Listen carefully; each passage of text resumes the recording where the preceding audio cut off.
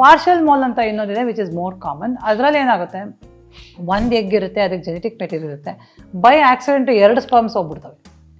2 sperm ಹೋಗ್ಬಿಟ್ಟು ಅದನ್ನ fertilise ಮಾಡಿಬಿಡುತ್ತೆ. So ಆ ಎಂಬ್ರಿಯೋನಲ್ಲಿ 3 ಸೆಟ್ಸ್ ಆಫ್ ಕ್ರೋಮೋಸೋಮ್ಸ್ ಬಂದ್ಬಿಡುತ್ತೆ. Again that is not viable. So ಅದೇನಾಗುತ್ತೆ, ಪ್ರೆಗ್ನೆನ್ಸಿ ಥರ ಸ್ಟಾರ್ಟ್ ಆಗುತ್ತೆ, ಏನೋ ಒಂದು ಫೀಟಲ್ ಪೋಲ್ ಥರ ಬರುತ್ತೆ, ಆಮೇಲೆ ಅದು ಹೋಗ್ಬಿಡುತ್ತೆ, ಆಮೇಲೆ ಒಂಥರ ಪ್ಯಾಚ್ ಆಗಿ ಕಾಣುತ್ತೆ scan. That is called partial mole ಅಂತ. ಇದನ್ನು ಸರ್ವೈವ್ ಆಗೋದಲ್ಲ, ಇದರಲ್ಲೂ ತುಂಬ ಡಿಫೆಕ್ಟಿವ್ ಆಗಿ ಇರೋವಂಥ ಬೇಬೀಸ್ ಬರ್ತವೆ. ಮತ್ತು ನಾವೇನು ಮಾಡ್ತೀವಿ, ಯಾವಾಗ ಆ ಥರ ಡೌಟ್ ಪಡ್ತೀವಿ ನಾವು, ಈ ಒಂದು ಮಗು ಫಾರ್ಮ್ ಆಗುತ್ತೆ, ಮಿಸ್ಡ್ ಅಬೋರ್ಷನ್ ಆಗುತ್ತೆ, ಕ್ಲೀನ್ ಮಾಡ್ತೀವಿ, DNC ಮಾಡ್ತೀವಿ. DNC ಮಾಡಿದಾಗ ಮಾಡುವಾಗ ಒಂಥರ ಡ್ರಾಪ್ ಥರ ಗ್ರೇಪ್ಸ್ ಥರ ಅಂತೀವಿ, ಈ ದ್ರಾಕ್ಷಿ ಇರುತ್ತಲ್ಲ ಆ ಥರ ಗ್ರೇಪ್ಸ್ ಥರ ಟಿಶ್ಯೂಸ್ ಬರುತ್ತೆ.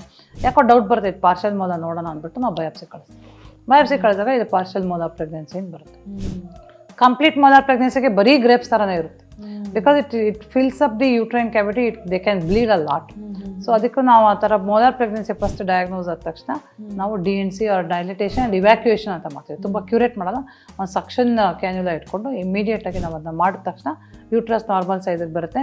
ಅದನ್ನು ನಾವು ಬಯಾಪ್ಸಿ ಕಳಿಸ್ತೀವಿ ಮೆಟೀರಿಯಲ್ನ, ಅದರಲ್ಲಿ ಮೋಲಾರ್ ಪ್ರೆಗ್ನೆನ್ಸಿ ಅಂತ ಬರುತ್ತೆ. ಅದಾದಮೇಲೆ ಏನಾಗುತ್ತೆ ಅಂದರೆ ಅನ್ಫಾರ್ಚುನೇಟ್ಲಿ 1 to 2% ಜನರಿಗೆ ಆರ್ 2 to 3% ಜನರಿಗೆ ಅದು ಕ್ಯಾನ್ಸರ್ ಆಗುವ ಸಾಧ್ಯತೆ ಇರುತ್ತೆ.